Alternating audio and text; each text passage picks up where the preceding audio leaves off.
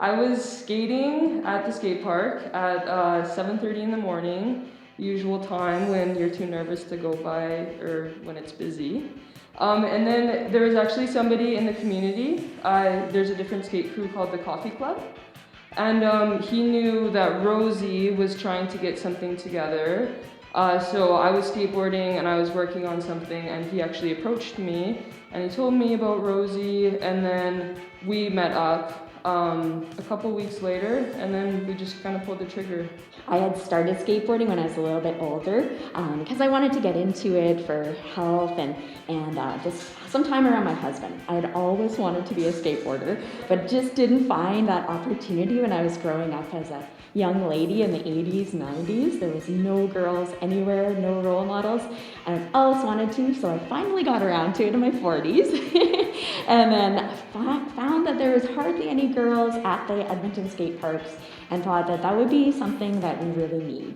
It can be difficult sometimes. Like with the group, it's good, but last year even I was able to drop in 5 feet for my first time, and I was just about to do it. I was new to taking down that height, and just as I'm about to stomp my foot down, a little boy comes up to me and he says, "Are you sure you're able to do that?" Like right as I was about to transfer my weight and go in.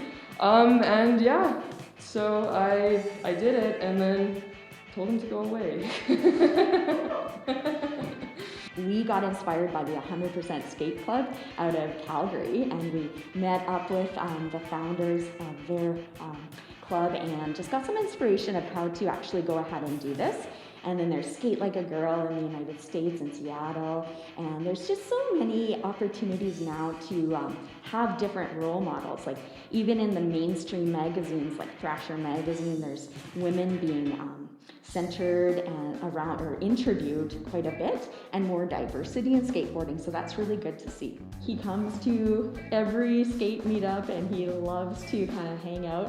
He's our mascot. He's on our little t-shirts and whatnot, and yeah, his name is Sherman. He's a Boston Terrier. He's about 9 years old. The skate park that I really love to go to the most is the Capilano skate park, or one of them. And I was going there every morning kind of earlier, and the city of Edmonton has a youth skate program. There's 2 girls who I know, like their parents kind of brought them there and whatnot, so I know them previously, and they were feeling like a little bit uncomfortable in the skate program, just because they were the only 2 girls there and they really wanted to kind of have that support system. So I was kind of there beforehand, coaching them and just making sure that they knew that there's other girls that can be involved in skateboarding too, and all sorts of ages and genders too.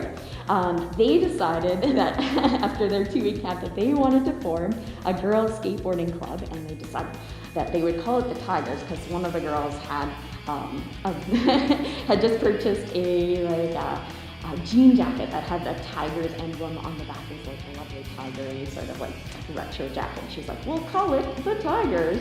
And so I thought, yeah, it might be good luck if we named it actually after 9, 10-year-old girls who were into skateboarding, and just decided they would make up this club, and we made it a reality. I would say that for mental health, when I'm on my skateboard, I don't even have to do any other work. Teaches me discipline. If I'm trying to accomplish a skill or something like that, like I'll be working on it for hours and hours and hours, go home the next day, go back to the park.